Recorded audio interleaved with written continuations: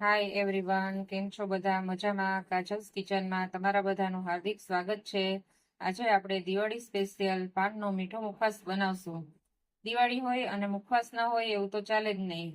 આજે આપણે પાનનો મીઠો મુખવાસ બનાવવાની એકદમ ઝટપટ અને એકદમ સ્પીડી અને ઇઝી રેસીપી જોઈશું. પાન મુખવાસ બનાવવા માટેની સામગ્રી રેડી છે. તો અહીંયા સૌથી પહેલા મેં નાગરવેલના 6-7 પાન લીધા છે. એને સરખા ઇવનલી બધા કટ કરી નાના ટુકડા કરી અને રાખી દીધા છે. અને પાનને ધોઈ અને એકદમ કોરા કરી નાખવાના છે, પછી એના ટુકડા કરવાના છે.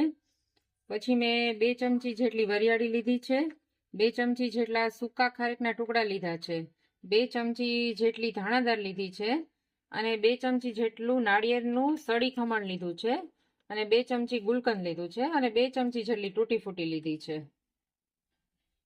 હવે આપણે એક બાઉલ લેશું, તેમાં વરિયાળી જે લીધી છે તે નાખશું. પછી આપણે ધાણાદાળ એડ કરીશું. પછી આપણે જે આ નાળિયેરનું ખમણ લીધું છે, સૂકા નાળિયેરનું ખમણ, એ એડ કરીશું. હવે આપણે આ સૂકી ખારેક છે જે મીઠી, એ એડ કરીશું.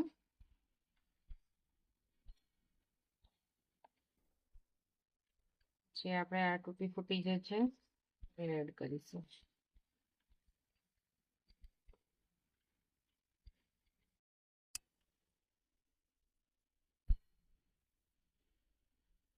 આપણે જે આ પાનના ટુકડા કટ કરેલા છે આપણે એમાં એડ કરી દઈશું.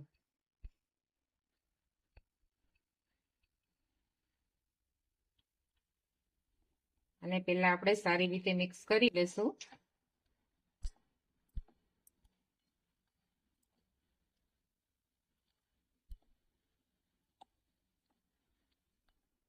તો આપણે આ બધી સામગ્રી સરખી રીતે મિક્સ થઈ ગઈ છે. હવે આપણે એમાં લાસ્ટમાં ગુલકંદ એડ કરીશું.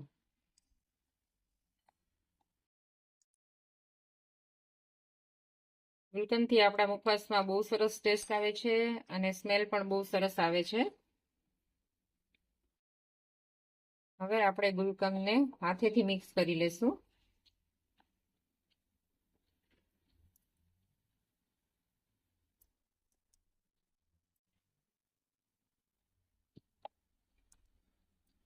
આ મુખવાસમાં તમે સોપારી પણ એડ કરી શકો છો, પરંતુ નાના બાળકોને ખાવાના હોય છે એટલે મેં સોપારી એડ નથી કરી.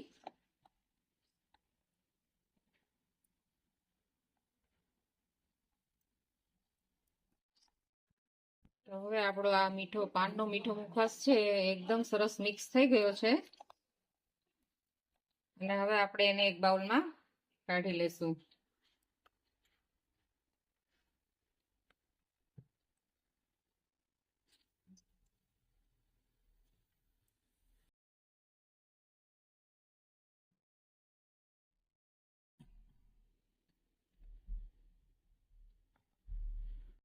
હેલો, તો આપણો આ પાનનો મુખવાસ રેડી છે.